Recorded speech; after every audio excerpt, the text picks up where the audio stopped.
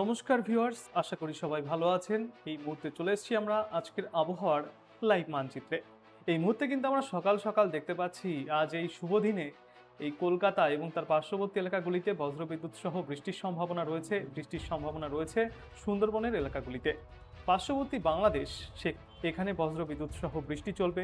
বাংলাদেশের সুন্দরবন, এই শ্যামনগর, মংলা, বরগুনা এদিকটায় বৃষ্টির সম্ভাবনা রয়েছে।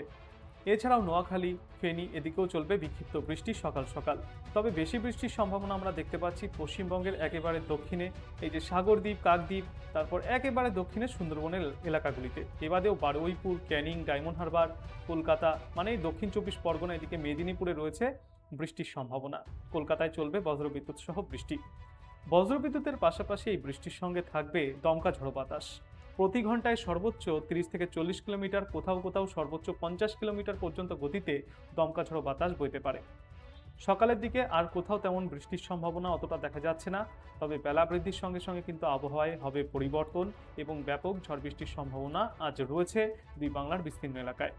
খড়গপুর, জামশেদপুর, বাঁকুড়া, ধানবাদ এদিকে, সিউড়ি এদিকে রয়েছে বৃষ্টির সম্ভাবনা। বজ্রবিদ্যুৎ সহ বৃষ্টি চলবে। আমরা দেখতে পাচ্ছি কোথাও 0.5 মিলিমিটার, কোথাও 1 মিলিমিটার, তো কোথাও কোথাও আবার 7.1 মিলিমিটার পর্যন্ত বৃষ্টিপাত চলতে পারে।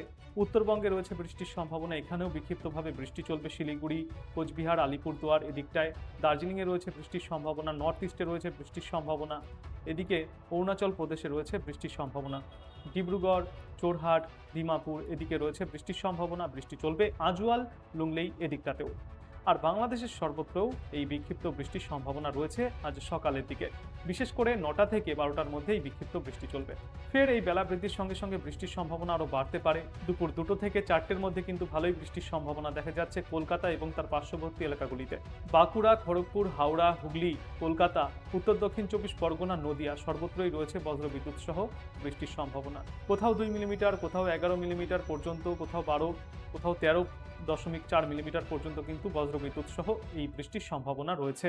পাশাপাশি বাংলাদেশের যশোর, এদিকে খুলনা, সাতক্ষীরা এখানেও রয়েছে বজ্রবিদ্যুৎ সহ বৃষ্টির সম্ভাবনা।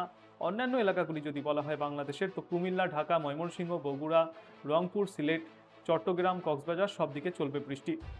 তবে আজ এই উত্তর বাংলাদেশ এবং উত্তর পশ্চিমবঙ্গের তুলনায় দক্ষিণ বাংলাদেশ এবং দক্ষিণ পশ্চিম বাংলায় বেশি বৃষ্টি চলবে। এরপর বিকালের দিকে আমরা দেখতে পাচ্ছি বিক্ষিপ্ত বৃষ্টির সম্ভাবনা রয়েছে। রাতে একটু বৃষ্টির পরিমাণ কিছুটা কমে আসতে পারে কলকাতা এবং বাংলাদেশের বেশিরভাগ এলাকায়। উত্তরবঙ্গেও কমে আসবে বৃষ্টির পরিমাণ। কিন্তু ফের আগামীকাল সকাল থেকে আবারও শুরু হবে বৃষ্টির একটানা দুর্যোগ। আগামীকাল সারাদিন বিক্ষিপ্তভাবে বজ্রবিদ্যুৎ সহ বৃষ্টি চলবে। দমকা ঝড়ো বাতাসের সম্ভাবনাও থাকছে।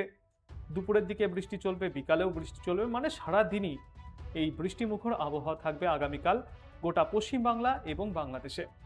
বিশেষ করে আগামীকাল রাতের দিকে আমরা দেখতে পাচ্ছি আলিপুরদুয়ার, ধুবড়ি, তারপরে বঙ্গাইগাঁও এদিকটায় প্রবল বৃষ্টির সম্ভাবনা রয়েছে বজ্রবিদ্যুৎ সহ।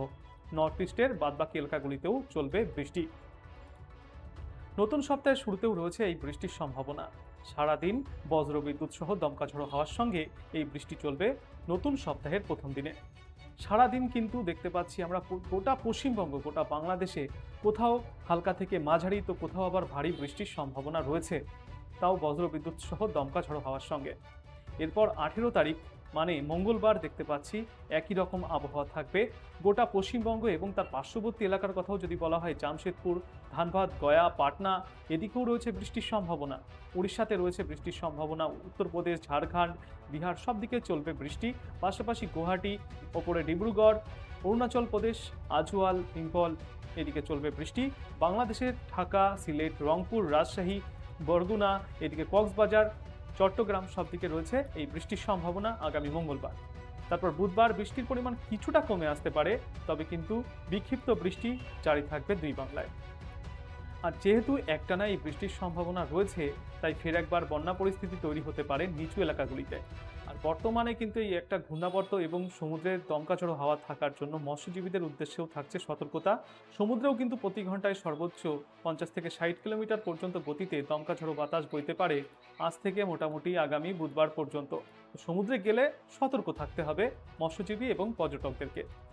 যেহেতু একটানা বৃষ্টির সম্ভাবনা রয়েছে, তাই আপাতত খুব একটা তাপমাত্রা বৃদ্ধি পাবে না, কিন্তু বাতাসে গরম এবং আর্দ্রতাজনিত অস্বস্তি বজায় থাকবে।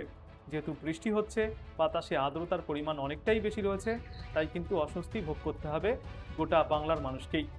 বর্তমান সময়ে দিনে সর্বনিম্ন তাপমাত্রা থাকবে 25 থেকে 27 ডিগ্রি সেলসিয়াসের মধ্যে। অন্যদিকে গড়ে গোটা বাংলাদেশ এবং পশ্চিমবঙ্গ জুড়ে সর্বোচ্চ তাপমাত্রা থাকবে 30 থেকে সর্বোচ্চ 33 ডিগ্রি সেলসিয়াসের মধ্যে। আপাতত তাপমাত্রা এর থেকে বেশি ঊর্ধ্বমুখী হবে না, কিন্তু গরমের হাত থেকেও রেহাই পাওয়া যাবে না। বৃষ্টি হলে কিছুটা স্বস্তি মিলতে পারে, তবে বৃষ্টি থামতেই ফের অস্বস্তি বোধ অনুভূত হবে।